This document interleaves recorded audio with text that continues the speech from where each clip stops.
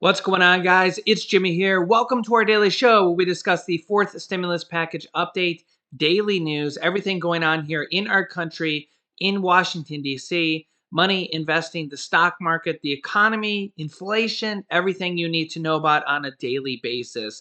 Remember that new videos come out here on our YouTube channel at 10 a.m., 3 p.m., and 8 p.m. Eastern Standard Time. If you haven't subscribed yet, make sure to subscribe down below. It's completely free to do so you don't miss out on new videos. And if you find these videos helpful, don't forget to hit the like button for us down below.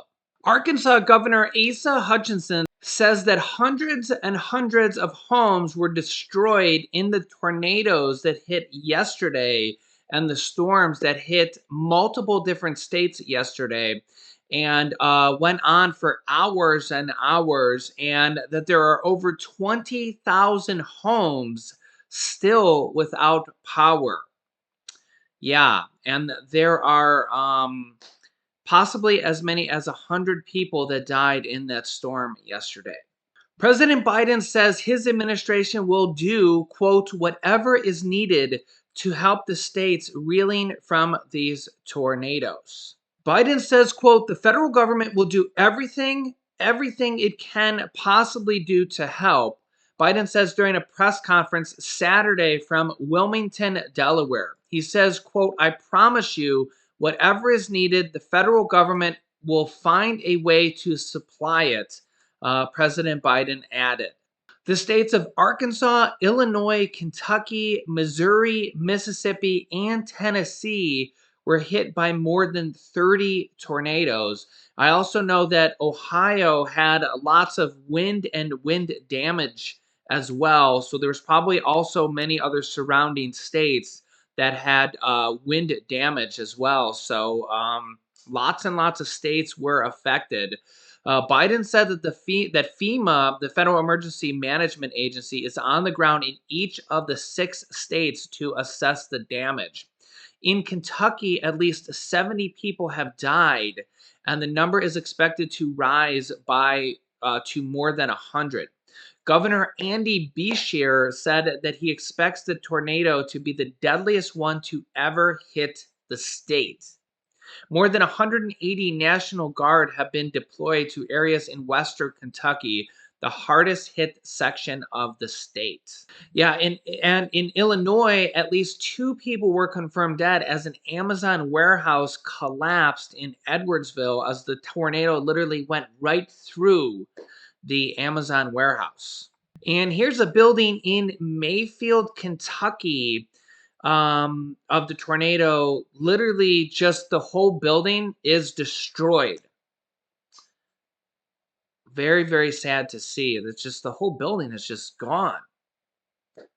Here's a picture of that Amazon building in Edwardsville. You can see the tornado literally went right through the building. Yeah, very, very sad to see. And our hearts and prayers go out to anybody who was affected or is without power, or anybody's friends or family. Yeah, just times like these that just literally just yeah, it's just very, very sad. And our thoughts and prayers go out to anybody affected by these storms. Senator Lindsey Graham calls today for the Democrats they must quit lying about the Build Back Better bill, the next stimulus package, and is calling for the House of Representatives to re-vote on the stimulus package. He wants them to re-vote on it. Republican Senator Lindsey Graham. Yeah, check this out here. Republican Senator Lindsey Graham from South Carolina on Sunday said the Democrats must quit lying about the cost of the Build Back Better Act and called for the House to re-vote on the massive social spending package. Appearing on Fox News Sunday, Graham claimed that the electric vehicle credits included in the bill would exacerbate inflation and hurt companies like BMW and Volvo. Both companies have recently announced commitment to rolling out electric vehicles, with Volvo aiming to be all electric by 2030. He says the last thing I'm going to do is add more burdens to working families in South Carolina. And here's my message to the Democratic Party: quit lying about this bill. They should revote it in the House. We need to stop Build Back Better before it destroys this country. The Congressional Budget Office report released last week estimated that the Build Back Better Act would increase the federal deficit by $3 trillion over 10 years if all the included provisions were made permanent. But this is a hypothetical situation because all of these provisions they're not set to be made permanent or over 10 years. This is kind of a hypothetical situation that the Republicans called on to make the Congressional Budget Office run this report for. The South Carolina senator also mentioned that the Democratic Senator Joe Manchin had told him the bill was, quote, full of gimmicks. It was reported last week that Lindsey Graham was hoping to sway Joe Manchin against voting for the social spending package by using numbers from this CBO report, which White House Press Secretary Jen Psaki referred to as a fake CBO score. Jen Psaki, the White House press secretary, said, quote, "I would also note that there's a particular irony here that it shouldn't be lost on Republican Senator Lindsey Graham. Maybe it is lost on Senator Graham. I don't know. That's the plan they proposed and passed it into law. The 2017 Trump tax cuts, which were passed by the reconciliation process and passed with only Republican votes. That was $2 trillion. They were not paid for in any way, shape, or form. They just weren't paid for at all. That didn't seem to upset them at all," Jen Psaki said during a press briefing. When pressed on Sunday on his decision to pass the 2017 Trump tax cuts, Lindsey Graham shot back, asking host Chris Wallace, "What's that got to do with anything?" Quote, "We voted knowing that the tax cuts we believed would be good. I never said that cutting taxes. I voted for cutting taxes. I'm against expanding the government," Lindsey Graham said.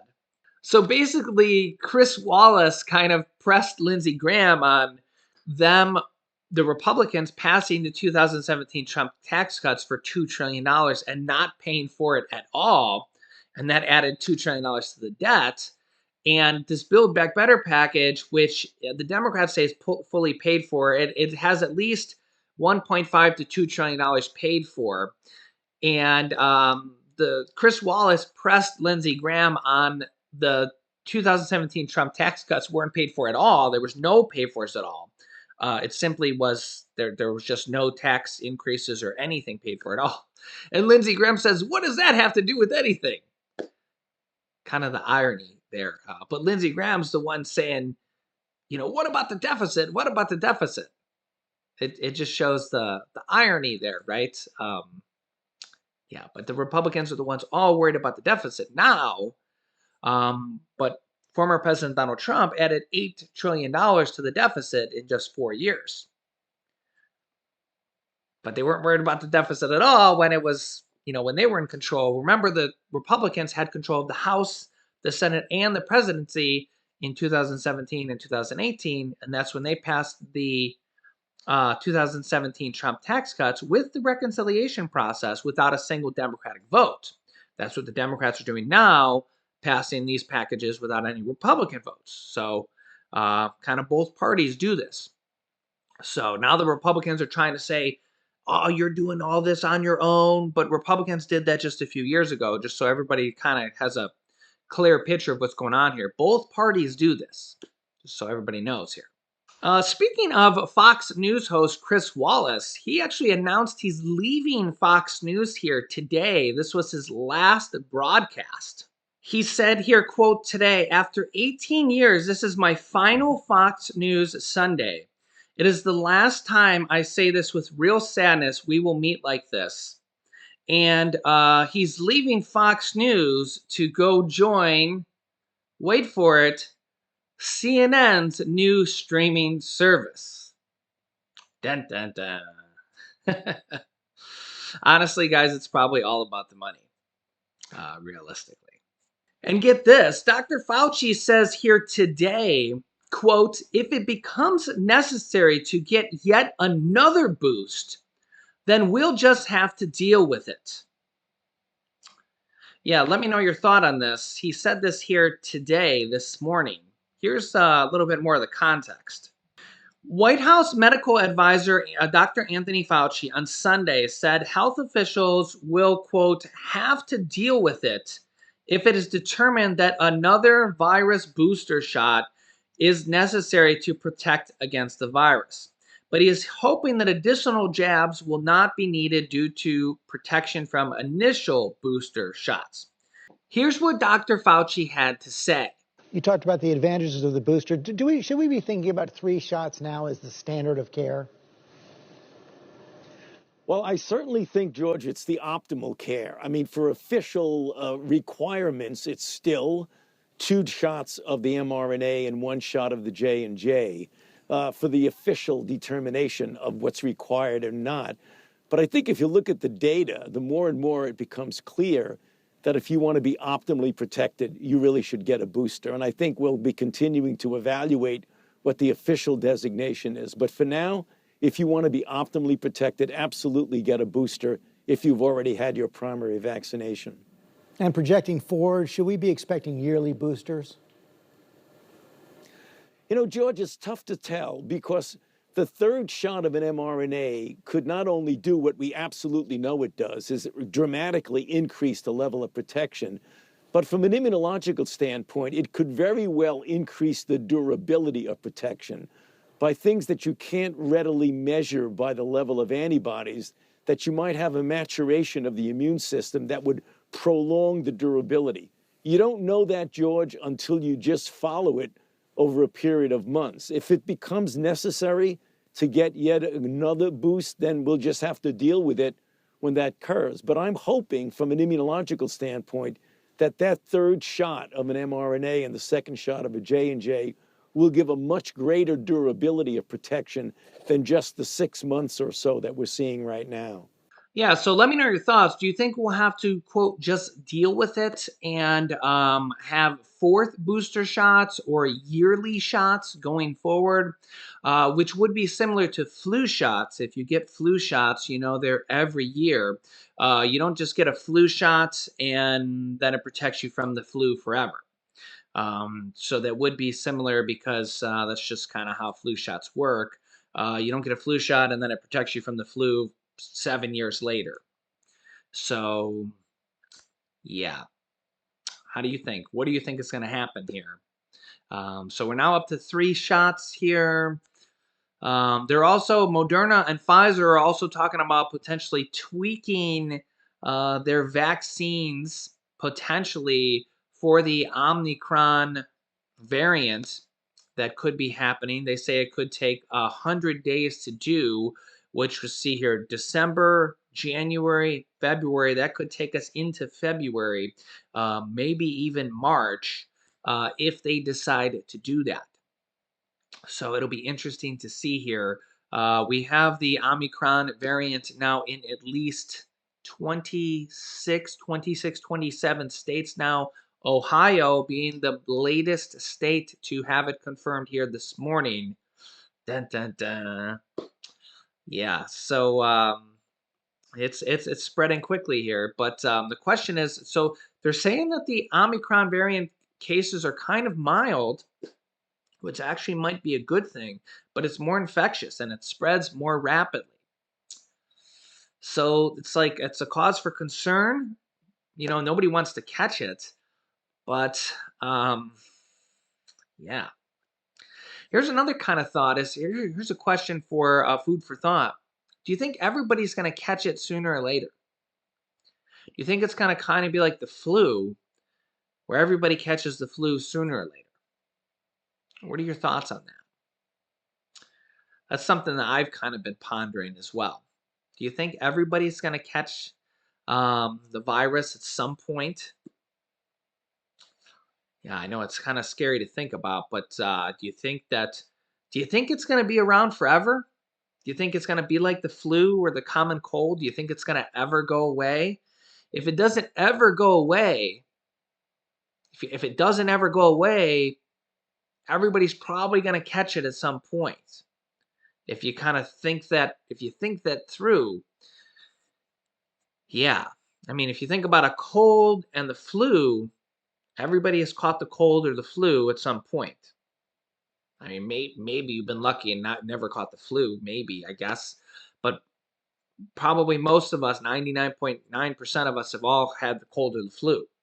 So if they don't eradicate this virus, that doesn't look like it's going to happen anytime soon. If you kind of think that thought process through, we're probably all going to catch it at some point.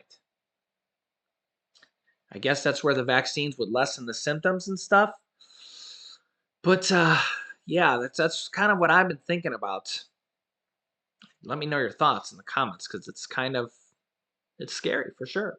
It's scary. I mean, life's scary on the other hand too, though, right? I mean, it's just you should think about everything. You think about driving in a car. If you kind of think that whole thought process through, it's just like, you got to live your life, right? You got to live your life. So, yeah, let me know your thoughts in the comments. I'll keep you up to date with everything here. Remember that new videos come out here every day at 10 a.m., 3 p.m., and 8 p.m. Eastern Standard Time. Also, we're going to have our What's in the Box contest giveaway where we're going to be giving away cash to some of our viewers here. We're going to open a box. Do I have a box back there? Yeah, I do. We're going to open a box here back there. And if you can guess what's in that box, then you might win cash directly from me. That's going to be starting here soon before Christmas here. So make sure to not miss out on any videos here. If you've been watching our show, you know how it works. And we're going to be starting that here soon. So definitely make sure to stay tuned here. Remember, new videos come out here every day at 10 a.m., 3 p.m., and 8 p.m. Eastern Standard Time. So make sure to subscribe down below if you haven't yet. It's completely free to do so. And you can click here to watch my newest video next. And this video is how they want to, or Congress wants to raise Social Security benefits by several $100s per month. So click on one of those videos next. Thanks, guys, and I will see you in the next video.